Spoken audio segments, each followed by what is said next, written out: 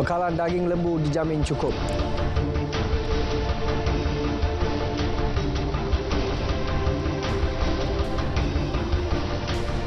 Assalamualaikum, salam Malaysia Madani. Berita Wilayah Ahad 11 Jun 2023. Saya Sari Samsudin dalam Berita Wilayah.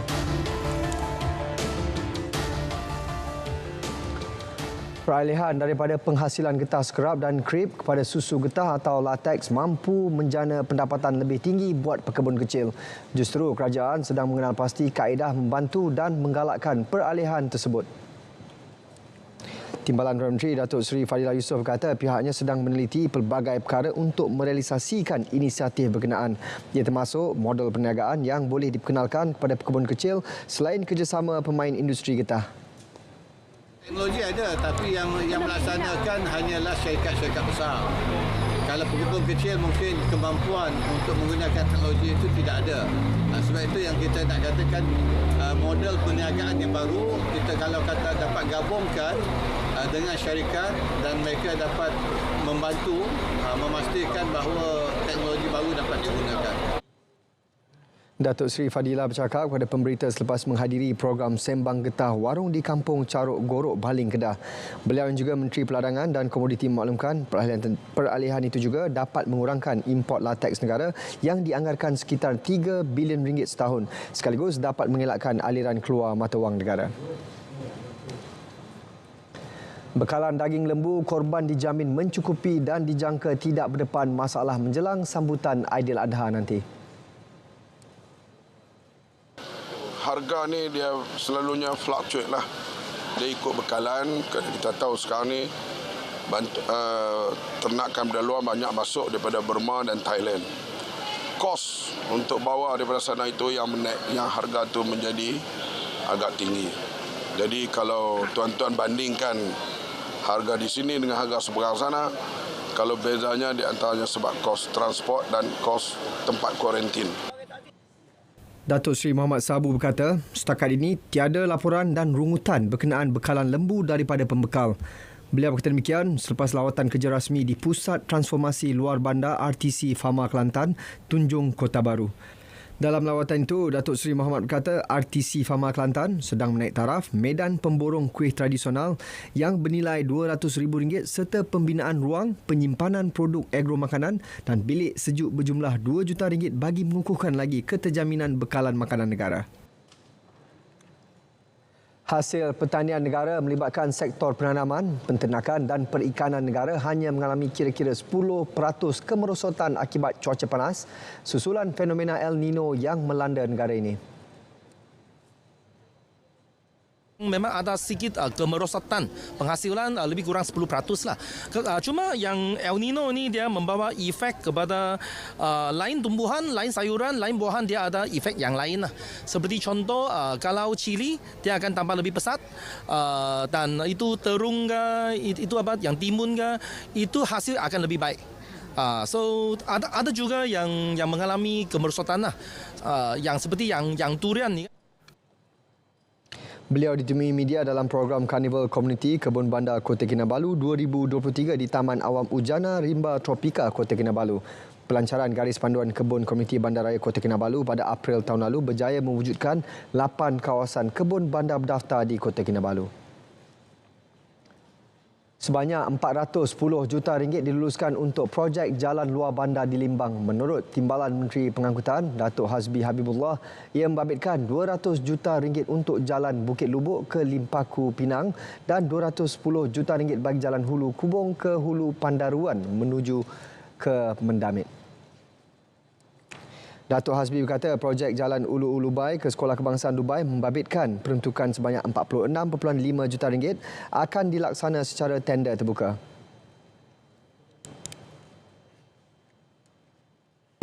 Iaitu jalan menuju daripada Bukit Lubuk menuju ke Limpaku Pinang, di mana ada 2 buah jambatan, jalan di Teluk Brunei lah.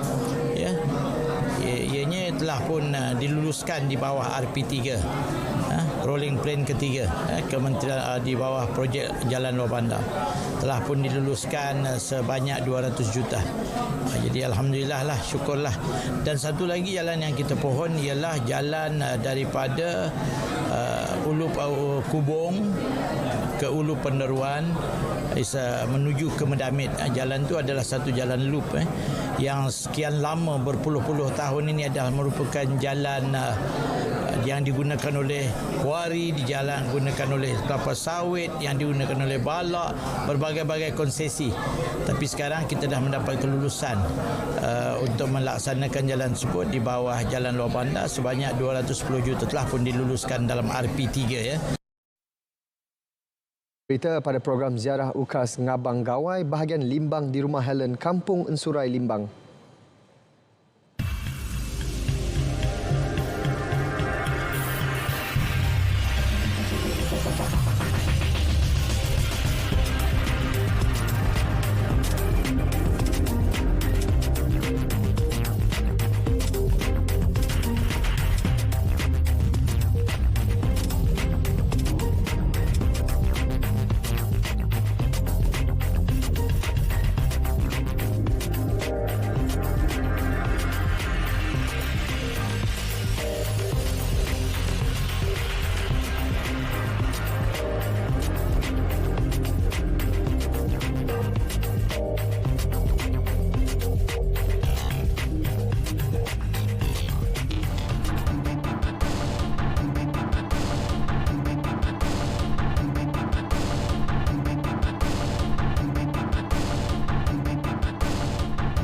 Sebanyak RM100,000 disalurkan oleh Kementerian Pendidikan kepada sekolah jenis kebangsaan Tamil Azad di Georgetown, Pulau Pinang bagi tujuan penyelenggaraan sekolah. Timbalan Menteri Pendidikan Lim Hui Ying berkata bantuan tersebut diberikan kepada setiap sekolah yang memohon. Ia bagi membantu membaiki kerosakan dalam usaha meningkatkan kesejahteraan warga sekolah dan menyediakan persekitaran yang lebih selesa. Kami adalah dalam peringkat akhir untuk memberikan perbelanjaan 2023 di mana peruntukan penyelenggaraan kepada semua sekolah termasuk SJKT, dan kami di sini memang berkomited, KPM berkomited untuk memberikan peruntukan kepada semua SJKT atau semua SJKC, malah sekolah juga semua sekolah kebangsaan juga yang telah membuat permohonan untuk penyelenggaraan dalam peruntukan penyelenggaraan tahun ini. Perkembangan teknologi digital bawa impak besar dalam kalangan usahawan belia. Kewujudannya membolehkan ruang lingkup perniagaan dijalankan secara lebih meluas seiring perkembangan dunia tanpa sempadan. Ia sekaligus dapat menjana pendapatan wartawan. Kiru Basani Nadarajan ada laporannya. Amirta Varsini Ambu Pulai, 24 tahun, usahawan dalam bidang seni lukisan digital. Beliau yang baru menamatkan pengajian peringkat ijazah di Universiti Utara Malaysia, UUM, mula meminati seni lukis sejak di bangku sekolah hasil dorongan guru-guru. Bermula secara tradisional, Amirta mengubah medium ke lukisan digital dan memulakan perniagaan secara dalam talian. Baginya, lukisan digital lebih mudah kerana hanya mengambil masa singkat. Dengan bantuan media sosial, Amirta berjaya mendapatkan pelanggan melalui platform seperti TikTok dan Instagram. Sebelum saya mula post dalam social media, ramai yang tak tahu kata saya ada lukis, saya dah ambil order untuk lukis untuk jual semua. Waktu saya post dalam social media, contoh, kalau saya lukis apa-apa, saya akan post kata works in progress macam tu. So orang akan tahu, oh saya tengah lukis ni, and then dia akan survey lah, dia akan tanya berapa kita boleh lukis, macam mana. So dari segi social media, saya dapat tarik pelanggan yang saya tak pernah kenal pun, dia akan datang order. Seorang lagi usahawan belia, Ahmad Izhar Cik Om, 37 tahun, sanggup berhenti kerja dalam bidang kejuruteraan untuk menjalankan perniagaan sepenuh masa. Produk anti serangga yang dihasilkan sendiri olehnya dan isteri mendapat sambutan menggalakkan terutama dalam kalangan pekebun. Tumpuan pemasaran mereka juga menggunakan media sosial seperti aplikasi TikTok dan Facebook.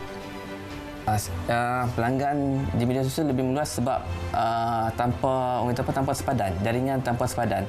Berbanding kalau kita nak bertemu secara face to face, kita nak bertemu 100 orang dalam masa satu hari, mustahil lah. Kalau kita menggunakan media sosial, 1,000 orang, 10,000 orang pun boleh, bergantung kepada cara kita marketing lah. Ada ini kalau kita offline ni memang very limited lah. Dunia kini lebih bergantung kepada teknologi digital yang memudahkan. Pemasaran turut dibuat secara dalam talian kerana faktor murah dan jangkauan yang meluas. Perkembangan teknologi digital pada masa kini sangat membantu usahawan belia yang sentiasa progresif menjalankan perniagaan dalam talian dengan mudah. Selain itu, kemudahan teknologi moden juga dapat membantu untuk meningkatkan produktiviti mereka. Banyak inisiatif yang disediakan oleh kerajaan dapat dimanfaatkan oleh usahawan belia untuk menjana pendapatan. Kiru Basani Nadirajan, RTM.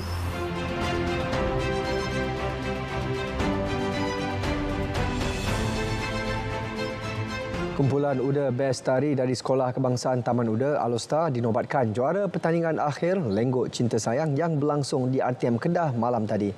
Kemenangan menerusi tarian Cinta Sayang dan Ayam Didik itu membawa wang keseluruhan RM10,000 beserta trofi. Latihan sejak daripada uji bakat iaitu semifinal lebih kurang sebulan. Penekanan yang saya berikan ialah untuk sentiasa stay positif, work hard, play smart and stay humble. Kemenangan ini merupakan satu titik tolak untuk kami lebih membuat yang lebih baik lagi pada masa hadapan, insyaAllah. Naib juara disandang kumpulan Aura Star dari SMK Tunku Abdul Rahman Alostar yang bawa pulang wang keseluruhan RM5,000 dan trofi. Manakala tempat ketiga pula dirangkul kumpulan Lentara Seri Tari dari Unit Kesenian JPN Kedah yang bawa wang keseluruhan RM4,000 dan trofi. Penyampaian anugerah disampaikan Ketua Setiausaha Kementerian Komunikasi dan Digital KKD Datuk Muhammad Fauzi Mat Isa. Hadir sama Ketua Pengarah Penyiaran Suhaimi Sulaiman, Pengarah Program Radio Nur Ain Bakir dan Pengarah Penyiaran Negeri Kedah Syarimah Abu Bakar.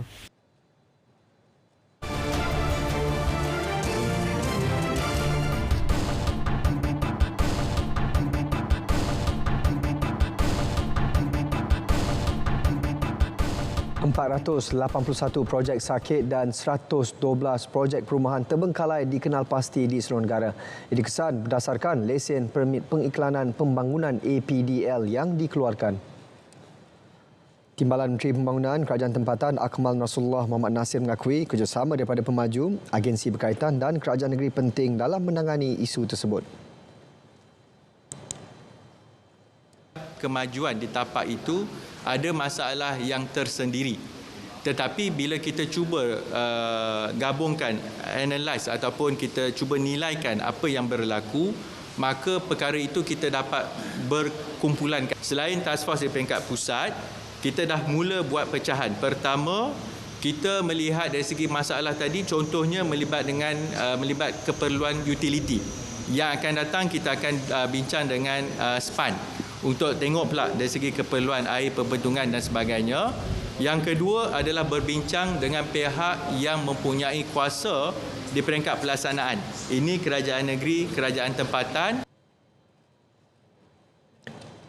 Beliau memaklumkan terdapat 21 projek sakit bawah program Perumahan Rakyat 1 Malaysia Prima. Namun dalam tempoh 5 bulan pertama tahun ini, KPKT sudah menyelesaikan 8 daripadanya. Pihaknya menyasarkan 10 projek sakit Prima dapat diselesaikan menjelang hujung tahun ini. Hampir separuh daripada majikan di Terengganu gagal mendaftar dan mencarum menerusi Pertubuhan Keselamatan Sosial Perkeso. Ia melibatkan 43.6% majikan daripada 585 pemeriksaan yang dijalankan di premis tumpuan sepanjang bulan lalu. Pengarah Perkeso Negeri Farihah Cik Hussein berkata pelbagai alasan diberi semasa pemeriksaan op pemutihan dijalankan.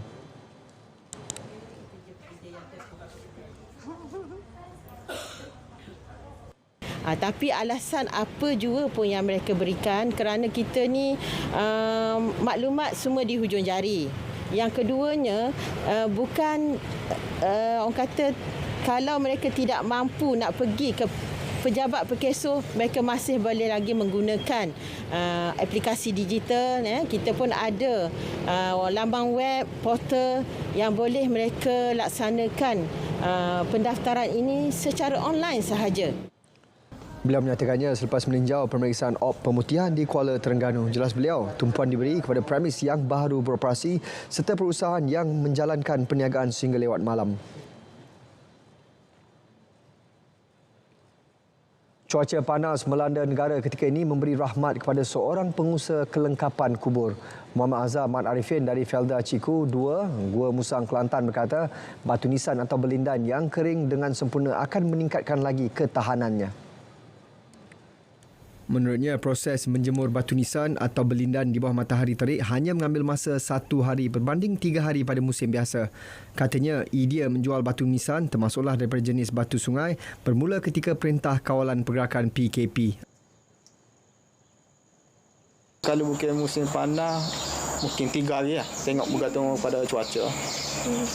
Kalau musim panas, 1 hari dah kering lah. Jadi musim panas ni satu rahmat juga. Satu rahmat, membantu ni ya. Usaha pengusaha saya. Pengalaman saya lah. Paling banyak pun saya biasa buat 7 pasir untuk siap. Paling banyak tu 7 pasir. Satu hari 7 pasir untuk buat siap konflik set gini. Paling banyak konflik set gini. Satu hari 7 pasir. Paling banyak tu pengalaman saya. Lepas tu biasa-biasanya dalam 2 pasir, 3 pasir gitulah. Tapi paling banyak tu 7 pasir. Kalau musim panas lah. Kalau musim panas tu. Batu ni batu sungai ni. Macam sungai. Sungai.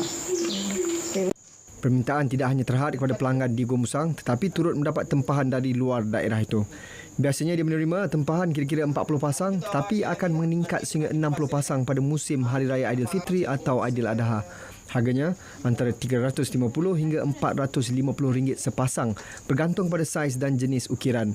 Bagi batu nisan import pula dijual dengan harga RM800 sepasang. Harga untuk set belindan dan batu nisan pula dijual antara RM350 hingga RM1,200 bergantung pada saiz sama ada untuk dewasa atau kanak-kanak.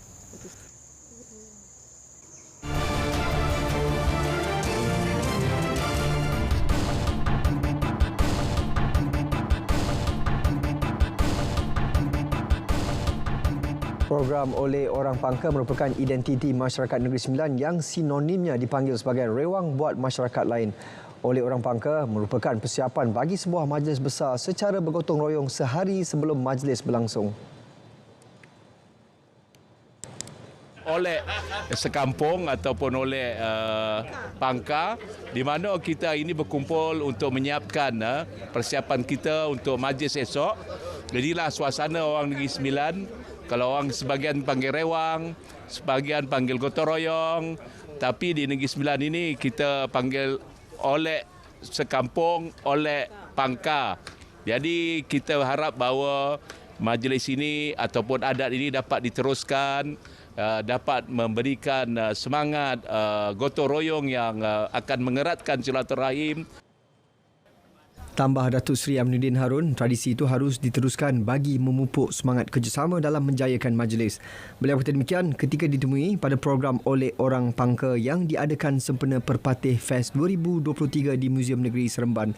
Program tersebut turut disertai oleh ketua jabatan dan ketua luar di setiap daerah dari seluruh negeri.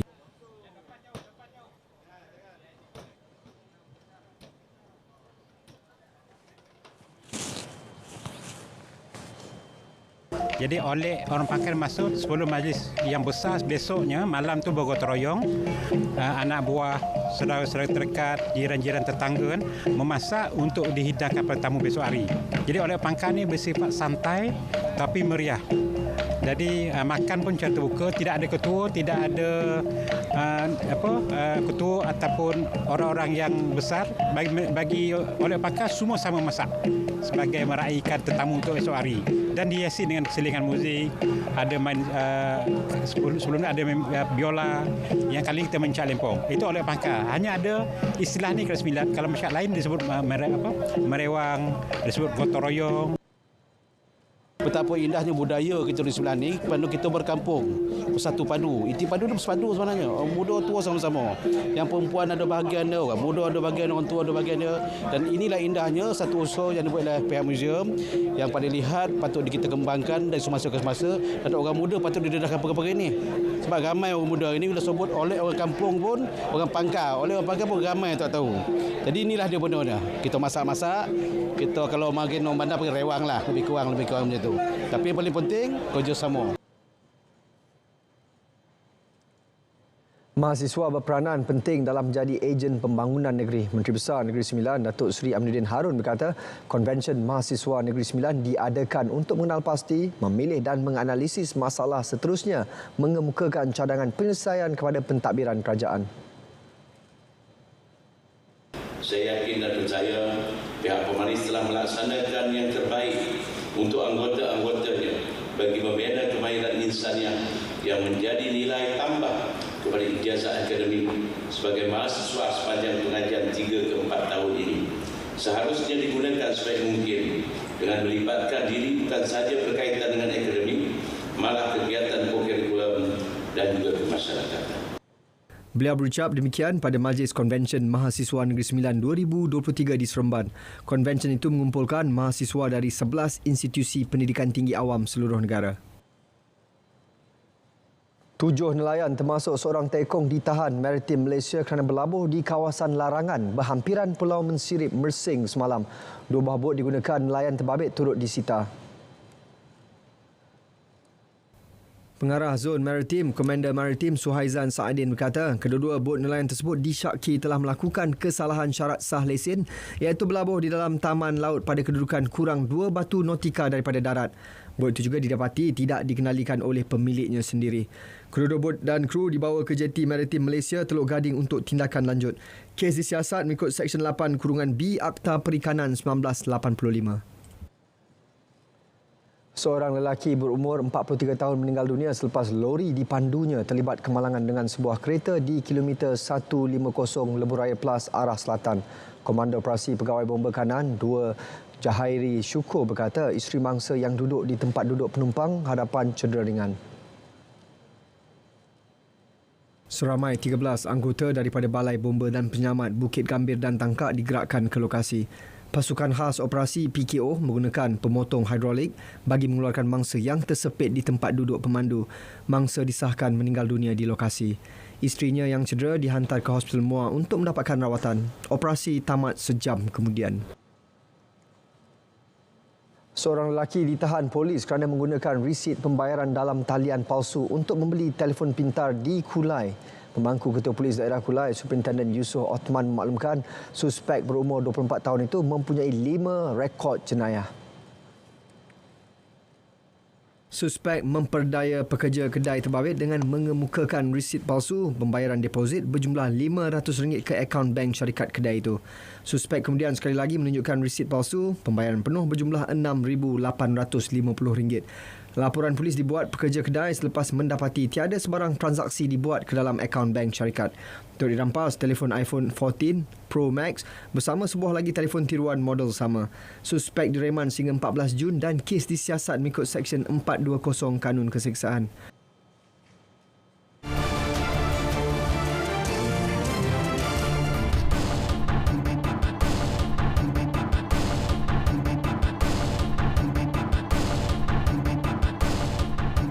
Guru menjadi pemangkin dan pemacu kepada keberhasilan pendidikan negara ke arah pembentukan jati diri murid yang kukuh dan berkeyakinan tinggi. Menurut Timbalan Menteri di Pejabat Premier, Datuk Gorawat Gala, ia membantu falsafah pendidikan kebangsaan untuk mencapai konsep karamah insaniah. Justru Datuk Gorawat menyuruh para guru yang merupakan nadi dalam sistem pendidikan negara untuk memastikan murid mempunyai sahsiah dan daya saing yang tinggi. Beliau memberitahu selain itu, golongan pendidik juga perlu melaksanakan tanggungjawab mereka dalam mendidik anak murid dari hati yang ikhlas ke arah pembentukan anak-anak bangsa yang cerdik sekaligus melahirkan pemimpin masa hadapan yang berkaliber.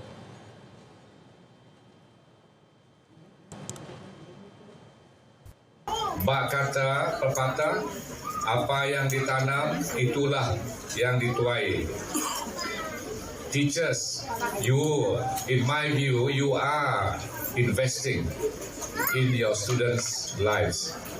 You are building the next generation who are the builders of our nations tomorrow.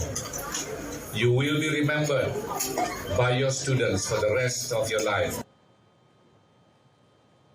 Datuk Rawat berkata kerjasama baik antara ibu bapa dan guru turut mampu membantu perkembangan anak-anak di sekolah. Datuk Rawat berkata demikian dalam ucapannya ketika merasmikan Majlis Makan Malam Hari Guru Sekolah Kebangsaan St. Columba, Miri. Kementerian Pelancongan, Industri Kreatif dan Seni Persembahan menggalakkan penggiat industri seni kreatif negeri untuk tampil mengemukakan cadangan bagi menganjurkan aktiviti bagi pembangunan industri itu. Timbalan Menterinya Datuk Sebastian Teng memberitahu kerajaan negeri telah memperuntukkan RM10 juta tahun lepas untuk membantu penggiat seni menjalankan aktiviti pembangunan termasuk pembikinan filem, bakat dan kecantikan.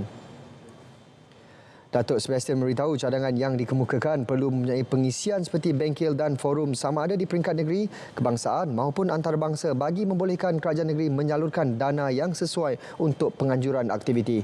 Beliau berkata demikian kepada pemberita semasa menghadiri Majlis Penganugerahan Media, Musikal dan Kecantikan Sarawak yang dianjurkan Live Cultural Centre di Kuching. Menurut Datuk Sebastian, tahun lepas sebanyak RM4.65 juta telah disalurkan kepada penggiat seni untuk menjalankan aktiviti masing-masing.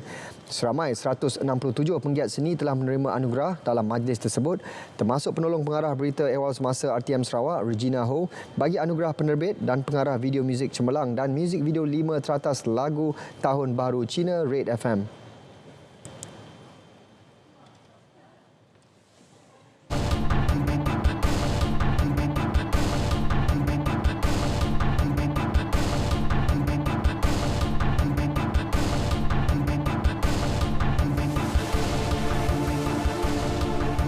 Seramai 16 atlet OKU bakal membawa cabaran negara ke Sukan Olimpik Khas Dunia di Berlin, Jerman dari 17 hingga 25 Jun ini. Malaysia akan menyertai 6 acara iaitu sukan renang, bokia, badminton, olahraga, pingpong dan bowling. Menteri Belia dan Sukan Hana Yeoh berkata peruntukan sebanyak RM160,000 diberikan MSN sebagai persediaan kontingen negara.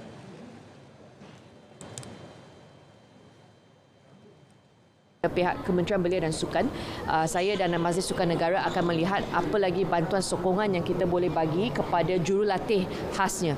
Kerana untuk Sukan Olimpik, Special Olympics tidak mudah untuk jurulatih mereka. Hana meminta seluruh rakyat Malaysia agar sentiasa memberikan sokongan terhadap perjuangan atlet pada kejohanan itu nanti. Dalam masa sama, beliau juga menaruh harapan lebih ramai atlet OKU melibatkan diri secara aktif untuk terpilih membawa cabaran negara ke Sukan Olimpik Khas Dunia akan datang. Hana berkata demikian selepas majlis penyerahan jalur gemilang kepada kontingen negara di Petaling Jaya siang tadi. Bidang seni dan kebudayaan merupakan dua bidang yang tidak dapat dipisahkan. Jelas budayawan Raja Ahmad Aminullah Raja Abdullah bagi menyemarakkan lagi kegiatan seni puisi, lirik dan penulisan buku program Reading at Santai Seniman kali keempat dianjurkan di Petaling Jaya. Program ini tidak diadakan secara rasmi-rasmian atau formal. Tanpa mengira kedudukan seseorang itu sama dia sastrawan negara ataupun dia seorang yang bergelar macam-macam. Kalau saudari perhatikan dalam poster saya tak sebut semua tu. Title-title tu semua saya tak sebut. Menggalakkan industri perbukuan, industri penerbitan, juga acara-acara kesenian sama ada festival-festival seni, sama ada pameran-pameran seni rupa, sama ada kegiatan-kegiatan muzik dan imarahkan pengajaran seni di sekolah-sekolah. Minat di kalangan anak muda dalam bidang seni juga dilihat agak tinggi. Sifat multikultural yang dimiliki oleh masyarakat di negara ini menjadi aset penting dalam memperkayakan khazanah seni dan budaya yang turut menjadi daya tarikan pelancong luar. Ini memberi impak positif terhadap ekonomi negara. Masalah kesihatan penyerang muda Kuala Lumpur KLCT FC Hakimi Azim Rosli menyaksikan dia terpaksa digugur daripada skuad Harimau Malaya. Disahkan ketua jurulatih Kim Panggon pada sesi latihan sulung di Stadium Sultan Mizan Zainal Abidin, Kuala Nerus, Terengganu. I think medical reason, I think he will drop our squad. Then another thing, I think so far, I think everybody good. Jelasnya lagi, kesemua 26 pemain yang dipanggil setakat ini berada dalam keadaan terbaik. Kali ini juga Panggon mengekalkan seramai 17 daripada 27 pemain yang telah dipanggil pada kem latihan pusat terdahulu di Johor Bahru pada Mac lepas. Dua aksi perlawanan persahabatan menentang Kepulauan Solomon pada 14 Jun dan Papua New Guinea pada 20 Jun di Kuala Terengganu bakal menjadi medan ujian buat skuad negara sebelum kepusingan akhir Piala Asia 2023. Sukan bowling, pemain wanita negara Sin Lee Jane muncul juara kejohanan terbuka antarabangsa Singapura 2023 yang berlangsung di Singapore Bowling Rifle Range pada Sabtu. Bowling Malaysia menerusi kenyataannya memaklumkan pemain berusia 30 tahun itu merangkul gelaran keempat kejohanan Singapura itu selepas menumpaskan pemain tuan rumah Sherlyn Wong. Sebelum mara ke final, Lee Jane hanya menduduki tangga kedua perlawanan dengan membuat 1,748 jatuhan pin, manakala Sherlyn membuat jatuhan pin sebanyak 1,808 pada pusingan Masters kedua. Namun dibangkit menewaskan Sherlyn 227-193 dan 195-178 pada perlawanan pertama dan kedua pusingan akhir. Lee Jane sebelum ini pernah memenangi kejohanan berkenaan pada 2010, 2013 dan 2014. Pasukan rugby 15 sepasukan negara menamatkan kempen kejohanan rugby Asia ARC 2023 tanpa sebarang kemenangan. Skuad Bunga Raya nyata bukan saingan Hong Kong selepas tewas 9-88 pada aksi terakhir di Stadium Kelab Bola Sepak Hong Kong.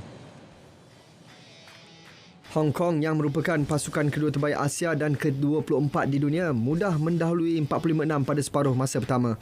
Anak buah Muhammad Farid Shazwan Abu Bakar bagaimanapun berjaya mencuri 6 mata pada babak pertama disumbangkan Muhammad Fairuz Abdul Rahman selepas tenang menyempurnakan penalti masing-masing pada minit ke-16 dan minit ke-22. Bersambung babak kedua, Hong Kong yang diperkuat barisan pemain naturalisasi terus rancak mengasak kubu pasukan negara. Mereka berjaya melakukan 7 try dan 4 conversion sementara Malaysia hanya berjaya mencuri 3 mata menerusi penalti Muhammad Fairuz pada minit ke-37. Sabtu lepas, pasukan negara yang menghuni kedudukan ke-49 dunia tumpas 3-27 kepada Korea Selatan pada aksi sulung di Universiti Antarabangsa Islam Malaysia. Hong Kong akan melayani kunjungan Korea Selatan pada perlawanan akhir dalam merebut gelaran juara Sabtu depan. Kejohanan skos perseorangan Asia 2023 nasib berbeza menimpa dua wakil negara Ng En Yao dan S. Siva Sanggari di pentas akhir yang berlangsung di Hong Kong pada Sabtu. Pemain nombor 17 dunia Ng En Yao cemerlang apabila berjaya mempertahan gelaran juara selepas menewaskan wakil India S. Velavan. Pemain nombor 1 negara itu memerlukan 31 minit untuk menang 11-4, 11-5, 11-6. Kejayaan ini menjadikan En Yao pemain ketiga Malaysia yang menjuarai kejohanan Dwi tahunan itu secara berturut-turut selepas Ong Beng Hee sebanyak 4 kali dan Muhammad Azlan Iskandar 2 kali. Sementara itu dalam kategori wanita, S. Siva Sanggari terlepas peluang mengakhiri kemarau kejuaraan negara selama 8 tahun selepas tewas kepada wakil tuan rumah Chan Sin Yuk. Biarpun memberi tentangan sengit, Siva Sanggari tumpas 6-11, 11-9, 14-12, 3-11 dan 1-11 dalam tempoh 40 minit. Kali terakhir Malaysia menjuarai kategori wanita menerusi legenda Datuk Nicole David yang muncul juara buat kali ke-9 pada 2015.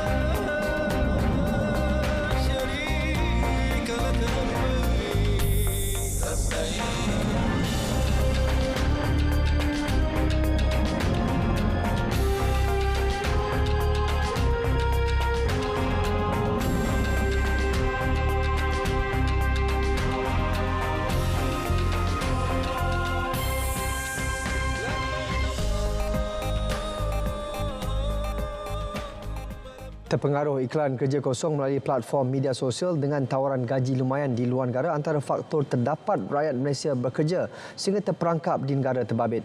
Menteri Dalam Negeri Datuk Seri Saifuddin Nasution Ismail berkata ahli keluarga atau ibu bapa mangsa akan membuat laporan polis mengenai kehilangan anak mereka atau meminta bantuan mangsa diselamatkan. Apabila mereka telah sampai ke sana, mereka dapati bahawa hal yang mereka lalui tak macam yang mereka diberitahu. Jadi daripada situlah kemudiannya ada yang sempat menghubungi pihak berkuasa iaitu pihak polis. Media semalam melaporkan ibu kepada Chong Sam Yi, wanita Malaysia yang dipercayai hilang di Chiang Mai, Thailand, tidak mempercayai video anaknya itu mendakwa dirinya selamat dan sihat. Datuk Seri Saifuddin menyerahkan kepada polis untuk menyiasat kes kehilangan wanita itu. Setakat ini beliau belum menerima maklumat semasa mengenainya. Indeks perpaduan negara meningkat kepada 0.62% tahun lalu berbanding 0.57% pada 2018. Peningkatan itu memberi indikator terhadap pelbagai program dianjurkan Kementerian Perpaduan dalam usaha menyemai nilai perpaduan dalam kalangan masyarakat. Menurut Menteri Perpaduan Datuk Aaron Agodagang, antara intipati program, kenegaraan, perpaduan dan rahmah yang melibatkan komuniti di kawasan rukun tetangga.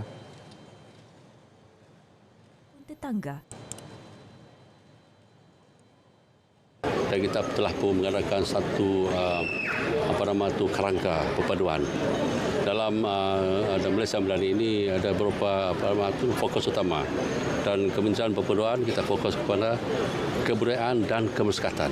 Dua itu. Yang lain ekonomi, pendidikan, undang-undang itu di bawah kementerian lain. Kita ini kemasyarakatan dan kebudayaan. Tambahnya, kementeriannya akan melaksanakan kajian. Tambahnya, kementerian akan melaksanakan kajian Indeks Perpaduan Nasional kali ketiga tahun ini bagi menilai tahap perpaduan masyarakat berbilang kaum dalam negara. Beliau berkata demikian selepas merasmikan program Ramah Tamah Uniti Keamatan dan Gawai tahun 2023 di Dewan Taman Mawar Pasir Gudang, Johor.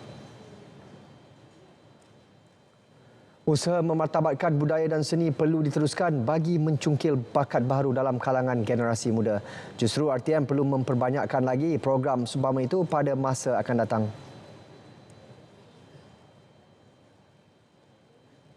Saya pun sangat bersetuju kalau sebenarnya banyak lagi benda-benda seni yang perlu kita tonjolkan.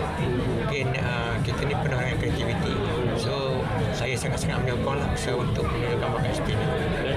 Luar biasa, ya, kerana kita tengok anak-anak kecil kalau dididik betul-betul, mereka boleh menunjukkan keluarbiasaan mereka dan penuh disiplin, warna. Jadi saya rasa ini adalah satu cara untuk mendidik, kerana masa program tadi berlalu juga berlangsung, kita ada unsur-unsur sejarah, ya, kemudian apakah maksudnya tarian itu, adakah tarian itu tarian rakyat atau tarian istana. Jadi kita belajar. 68 bakal haji daerah Sandakan berlepas dari lapangan terbang Sandakan untuk menunaikan ibadah haji bagi tahun 1444 Hijrah. Mereka merupakan sebahagian daripada 1079 bakal jemaah yang terpilih menunaikan ibadah itu berbanding 355 jemaah tahun lalu. 6 penerbangan domestik dari Sabah disediakan untuk membawa bakal jemaah haji negeri ini ke Kuala Lumpur sebelum menaiki penerbangan ke Tanah Suci Mekah.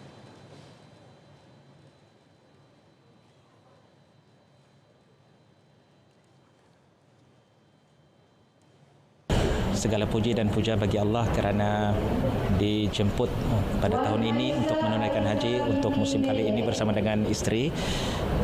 Kita gembiralah dan mengharapkan rakan-rakan yang berada juga di tanah air ini, insya-Allah mudah-mudahan dapat juga diundang bersama nantilah. Alhamdulillah, perasaan itu tidak dapat digambarkan. Rasa gembira, syukur sangat-sangat.